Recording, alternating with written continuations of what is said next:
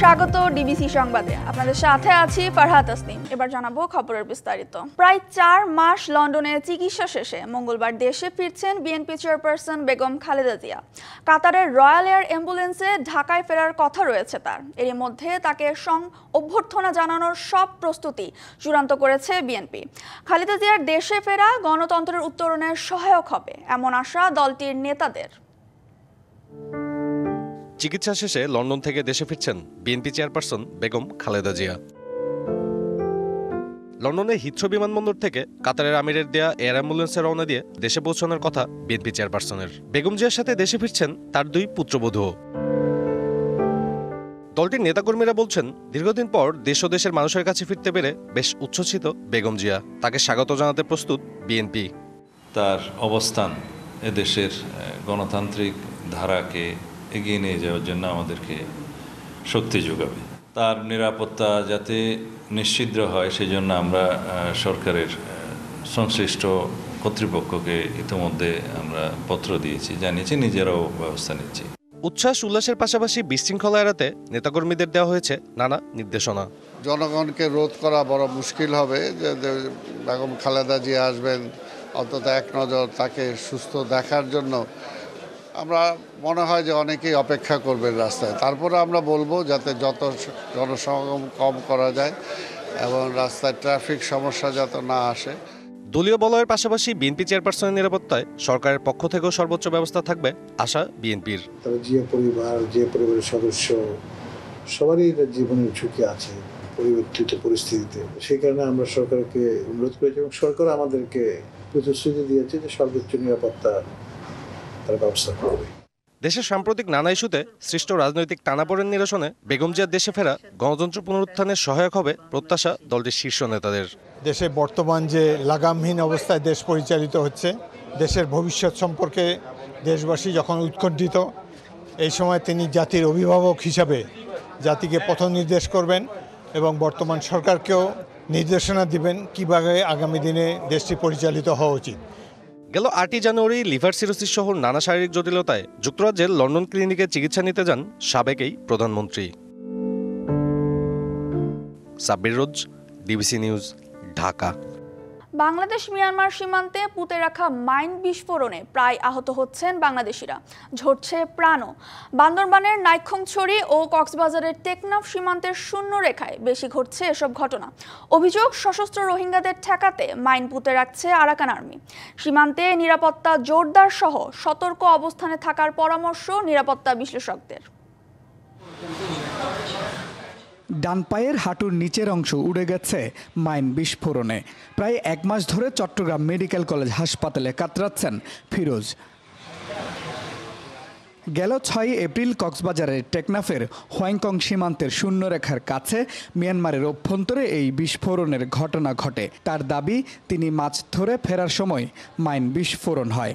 তাহলে মাছগুলো দড়ি আবার সময় ফাঁক তলে আমি কী ভরছি নিজে জানি না, ধুম করে ফুটে গেছে স্যার, আমার ট্যাঙ্কগুলো সিঁড়ি গেছে, সিঁড়ি নেওয়ার পরে স্যার আমি অজ্ঞান হয়ে গেছি।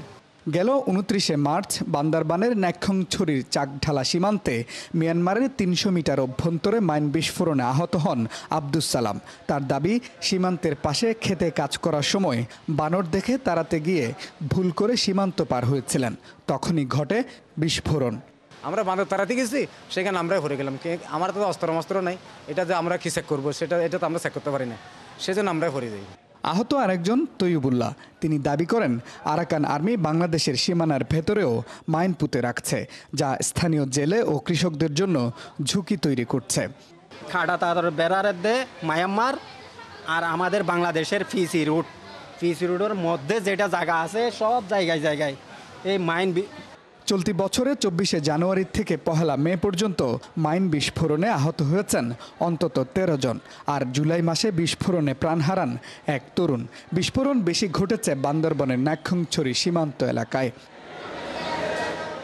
সশস্ত্র রোহিঙ্গা সংগঠনের সদস্যদের ঠেকাতেই মাইন পুঁতে রাখছে আরাকান আর্মি।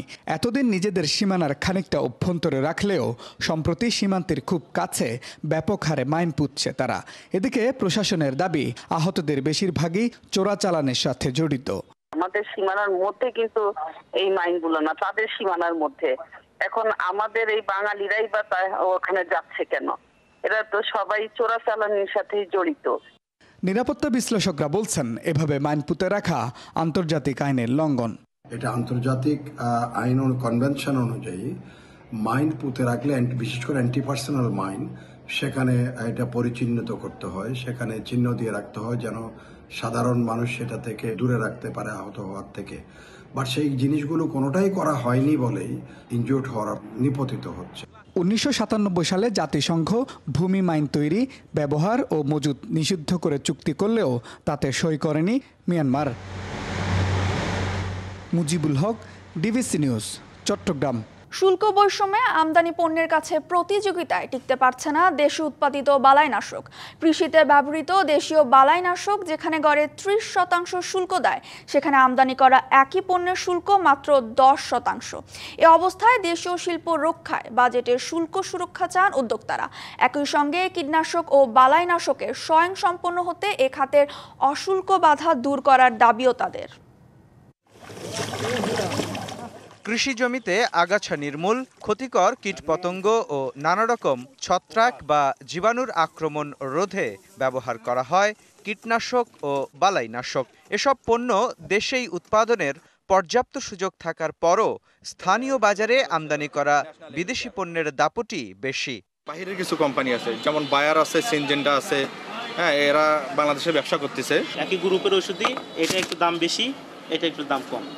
এর আগে স্থানীয় শিল্পকে উৎসাহ দিতে প্রায় 50 ধরনের কাঁচামাল বা রাসায়নিক আমদানিতে শূন্য শুল্ক সুবিধা দিয়ে রেখেছে জাতীয় রাজস্ব বোর্ড। কীটনাশক তৈরিতে এসব রাসায়নিকের ব্যবহার হয় মাত্র 0.3% থেকে সর্বোচ্চ 30% পর্যন্ত, আর বাকি প্রায় 70 থেকে 99% উপাদানের ওপর দিতে হয় চড়া শুল্ক। যারা আমদানি করছে ফিনিশ ফর্মুলেশন, তারা টোটাল দিচ্ছে 10%, আর যারা বানাচ্ছি টেকনিক্যালটা, সেটা আমরা ডিউটি ফ্রি পাচ্ছি, আর বাকি যেটা আপনার 70% আমরা আছে সহযোগী পণ্য, তাতে 30% ডিউটি দিতে হচ্ছে আমাদের। শুধু তাই নয়, কাঁচামাল আমদানিতেও দেশীয় উদ্যোক্তাদের উপর দেয়া হয়েছে নানা বিধিনিষেধ। যে সমস্ত কোম্পানিগুলো খামার বাড়ি থেকে অ্যাপ্রুভ, সেই কোম্পানিগুলো থেকে আমাদের চয়েস অনুযায়ী আমরা যেন আমাদের টেকনিক্যালগুলো ইম্পোর্ট করতে পারি, আর সহযোগী পণ্য যেগুলো সামঞ্জস্যপূর্ণ ডিউটিতে আনা। উদ্যোক্তাদের অভিযোগ, আমদানি করা পণ্যের মান নিয়ন্ত্রণের কোনো ব্যবস্থা নেই দেশে। সে সুযোগে বাজারে ঢুকছে নিম্নমানের কীটনাশক, আর তাতে ক্ষতিগ্রস্ত হচ্ছেন কৃষক, কমছে উৎপাদন।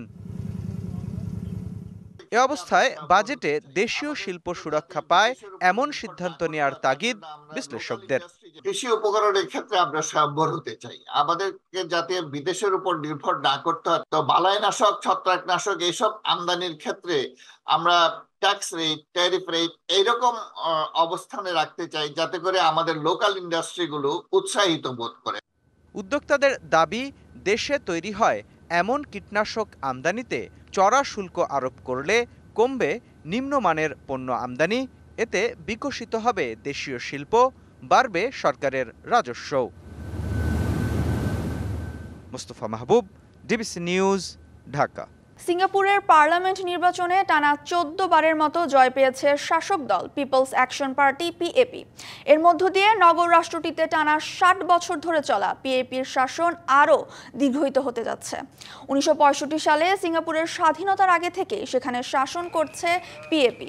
সিঙ্গাপুরের পার্লামেন্ট নির্বাচনের ফলাফল অনুযায়ী পার্লামেন্টের 97টি আসনের মধ্যে 87টি পেয়েছে পিএপি। 33টি নির্বাচনী এলাকার অনেকগুলোতেই বিপুল ভোটে জয় হয়েছে দলটি। সব মিলিয়ে এবারের নির্বাচনে 65.57% ভোট পেয়েছে পিএপি। এর আগে 2020 সালের নির্বাচনে 64.2% ভোট পেয়েছিল তারা। নির্বাচনে মূল বিরোধী দল ওয়ার্কার্স পার্টি 10টি আসনে জয় পেয়েছে। গত নির্বাচনেও তারা 10টি আসনে পেয়েছিল।